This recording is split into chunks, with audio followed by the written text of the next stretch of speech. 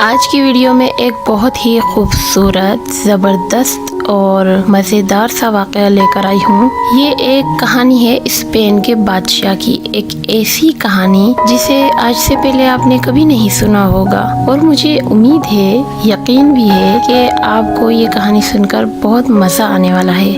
تو کہانی کچھ یوں ہے کہ 17ویں صدی یعنی 17th سینچری میں اسپین میں ایک بادشاہ گزرا تھا جس کی کوئی اولاد نہیں تھی۔ تو اولاد نہ ہونے کی وجہ سے اسپین کے تخت کا کوئی وارث بھی نہیں تھا، لہٰذا آس پاس کے ملکوں نے اسپین پر نظریں رکھنا شروع کر دی تاکہ بادشاہ کے مرنے کے بعد ملک پر قبضہ کر سکیں، اور اس طرح شروع ہوئی 7 سال تک چلنے والی جنگ۔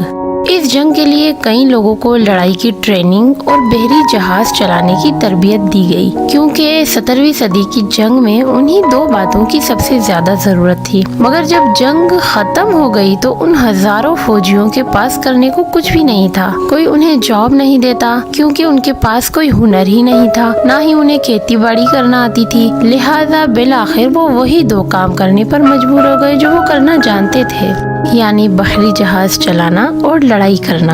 اور یوں شروعات ہوئی سمندری لٹیروں کی، جو دولت اور نئی دنیاؤں کی تلاش میں کھلے سمندروں کی طرف نکل پڑے۔ لیکن ایک مسئلہ اور بھی تھا، اور وہ یہ کہ کوئی ملک انہیں پناہ نہیں دیتا تھا، کوئی ملک انہیں اپنے یہاں رہنے کی اجازت نہیں دیتا تھا، لہٰذا وہ لٹیرے ایک ایسی جگہ پر اکٹھا ہونا شروع ہوئے جہاں نہ کوئی بادشاہ تھا اور نہ ہی کوئی قانون، یعنی کیریبین کے جزائر، جہاں وہ قانون کی گرفت سے دور تجارتی جہازوں کی لوٹ مار کرتے دھیرے دھیرے کافی طاقتور ہو گئے، اور تاریخ میں کیریبین کے قزاق یعنی پائریٹس آف دی کیریبین کے نام سے ابھرے۔ ان قزاقوں کی سمندروں میں لوٹ مار سے تنگ آ کر بہت سے ملکوں کے بحری جہازوں نے اپنے روٹس بدل لیے۔ لیکن پھر ایک بڑی دلچسپ بات ہوئی، جہازوں کے روٹس بدلنے سے نئی جگہیں دریافت ہونا شروع ہو گئی، یہاں تک کہ صرف 100 سال بعد انٹارکٹک کا پورے کا پورا براعظم کانٹیننٹ انٹارکٹیکا ہی دریافت ہو گیا، اور دنیا کا وہ نقشہ وجود میں آیا جسے آج ہم جانتے ہیں۔ ایک نئی دنیا کیوں دریافت ہوئی؟